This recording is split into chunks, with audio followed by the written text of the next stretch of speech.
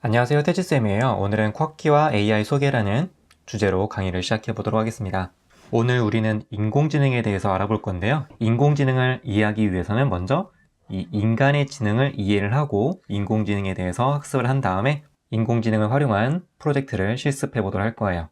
여러분들이 만약 어려운 시험, 예를 들면 수학 경시대회 이런 거 있겠죠.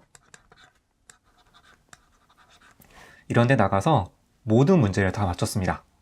그러면 어떤 기분이 들 것 같나요? 이런 기분이 들지 않을까요? 아, 난 정말 똑똑해. 난 머리가 좋아. 이런 말을 하겠죠? 바로 이때 이 인간의 지능은 어떤 정보가 들어왔을 때 앞에서 수학 경시대회라고 했으면 그 경시대회 문제가 되겠죠? 어떤 문제가 출제되었을 때 그 문제를 인식하고 이해하고 분석하는 능력, 그리고 어떠한 지식을 배우고 늘리고 확장하는 능력. 지금도 여러분들은 제 강의를 들으면서 쿼키에 대한 지식, 코딩에 대한 지식, 인공지능에 대한 지식을 늘리고 확장하고 있죠. 그리고 지식을 바탕으로 결정을 내리는 능력. 이러한 것들이 바로 인간에게 있어서의 지능이라고 할 수가 있습니다. 혹시 동물도 지능이 있을까요? 간혹 어떤 분들은 동물은 지능이 없어 라고 생각하시는 분들이 있습니다. 하지만 이건 사실이 아니에요. 동물도 지능이 있어요. 다만 동물과 인간을 비교를 했을 때 인간만큼 좋지는 않죠. 인간보다 동물이 지능이 낮은 건 사실이지만 그렇다고 해서 지능이 낮다라고 해서 지능이 없는 건 아닌 거죠. 그리고 동물의 지능은 주로 생존과 관련된 것들로 제한되는 경우가 많습니다. 예를 들면 돌고래 같은 경우에도 인간만큼은 아니지만 지능을 가지고 있어요. 그렇다면 과연 인공지능이란 건 무엇일까요? Human Intelligence, 인간의 지능을 미믹이란 건 모방한다는 뜻이거든요. 인간의 지능을 모방할 수 있는 지능형 컴퓨터, 이거를 인공지능이라고 합니다. 바로 이때 일반적인 그냥 컴퓨터와 인텔리전트, 지능형 컴퓨터는 어떻게 다를까요? 지능형 컴퓨터는 정보 수집이 가능해야 되고요. 이 수집된 정보를 분석하고 결정을 내릴 수 있어야 되고 사람의 개입이 거의 없이도 작업을 자동으로 완료할 수 있도록 행동할 수 있어야 이것을 지능형 컴퓨터라고 합니다. 이러한 인공지능은 음성인식이나 얼굴인식, 문자인식 등으로 많이 활용되고 있어요. 예를 들어 스냅챗 같은 경우에는 현재 얼굴인식을 활용하고 있는 모습이고요. 알렉사 같은 경우에는 음성인식 기능이 굉장히 뛰어나죠. 지금 보시는 건 산업 적용의 예를 보시는 건데요. AI가 카메라를 사용해서 팬케이크의 위치를 파악하는 데 사용이 됩니다.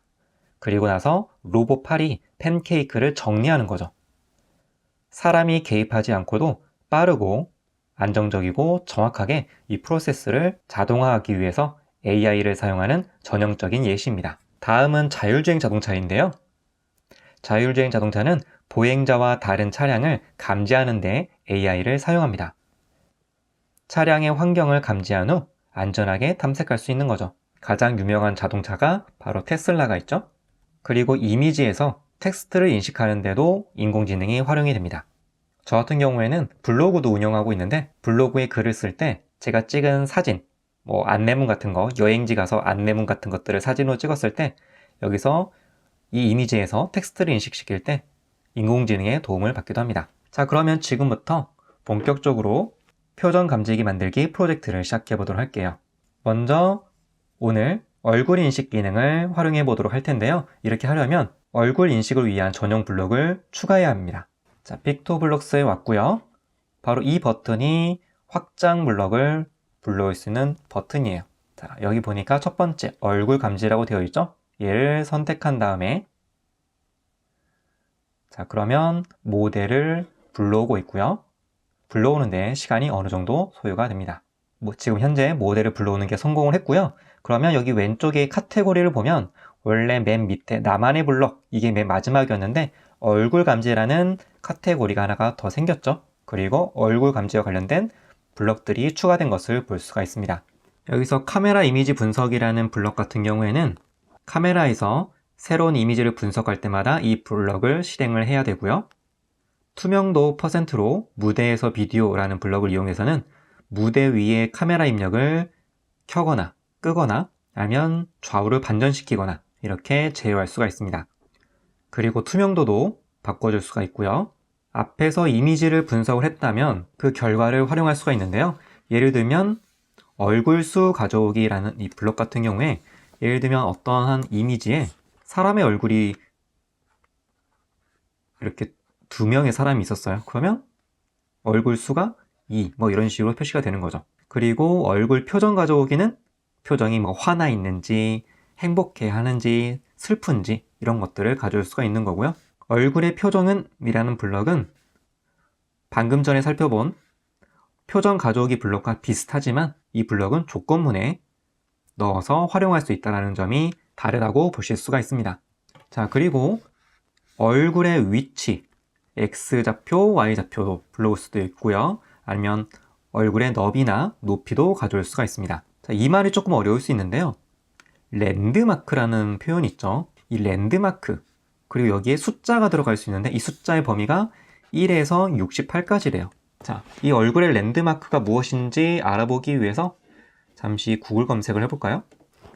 여기 보시면 얼굴에서 총 68개의 특징점을 잡아낸 거예요. 여기 보면 1번부터 시작을 해서 쭉 숫자가 늘어나다가 맨 끝에 몇 번까지 있냐면 68번까지 있죠. 우리 앞에서도 1에서 68까지 숫자, 바로 이게 바로 여기서 1부터 68까지 이 숫자를 의미하는 거예요. 얼굴의 눈의 위치라든지 코의 위치라든지 입술의 위치, 이렇게 특정 위치를 가져올 수가 있게 되는 거죠. 그래서 오늘 이런 결과물을 얻게 될 겁니다. 지금 계속 사람의 얼굴을 인식하고 있고 그 얼굴의 표정을 인공지능이 분석을 해서 화면에 표시해주고 있죠. 요걸 한번 해보도록 할게요. 자, 가장 먼저 이벤트 블럭이 필요하겠죠. 자, 그리고 얼굴 감지에서 투명도로 무대에서 비디오 켜기 블럭을 가지고 옵니다.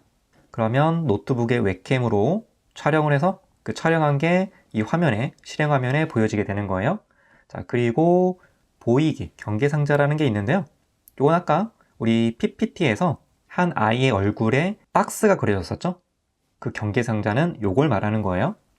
자, 그리고 카메라 이미지 분석, 이 블럭이 필요한데 요렇게 하면 안 되고요.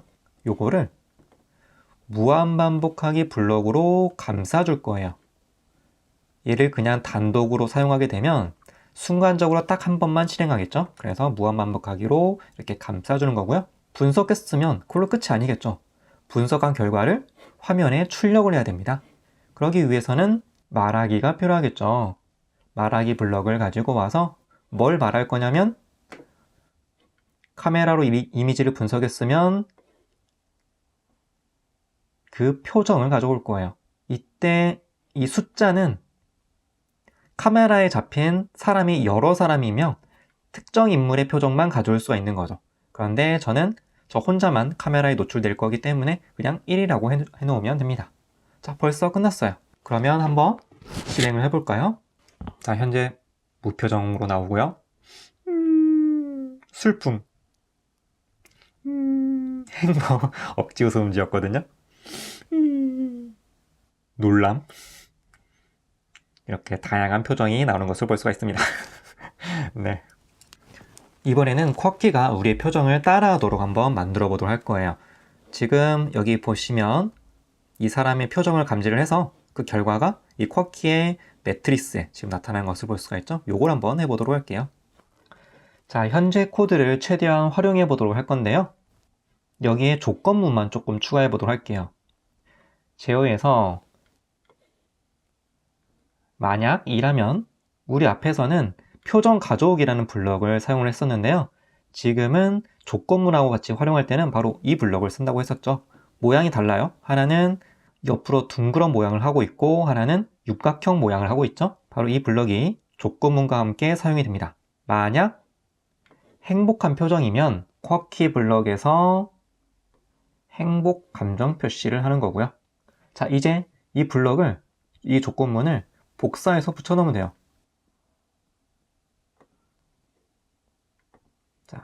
그래서 행복이 아니라 슬픔이면 쿼키에도 슬픈 표정을 짓는 거고요. 자, 또 복사를 해서 이번에는 놀람. 그러면 표정도 놀람으로 해놓고 하나만 더 해볼게요. 만약에 표정이 화남이면 여기도 진짜 화남. 네, 뭐 이런 식으로 코딩을 해볼 수가 있겠죠? 자, 그러면 실행을 해볼게요.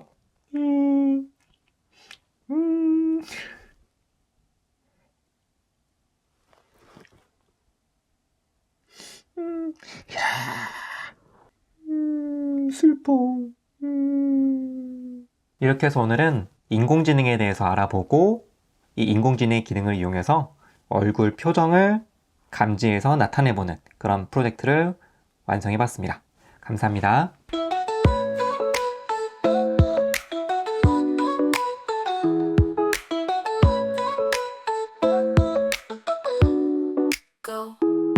서태지를 닮은 로봇 코딩 유튜버 태지 쌤과 함께하는 재밌는 로봇과 코딩 이야기 속으로 go go go go go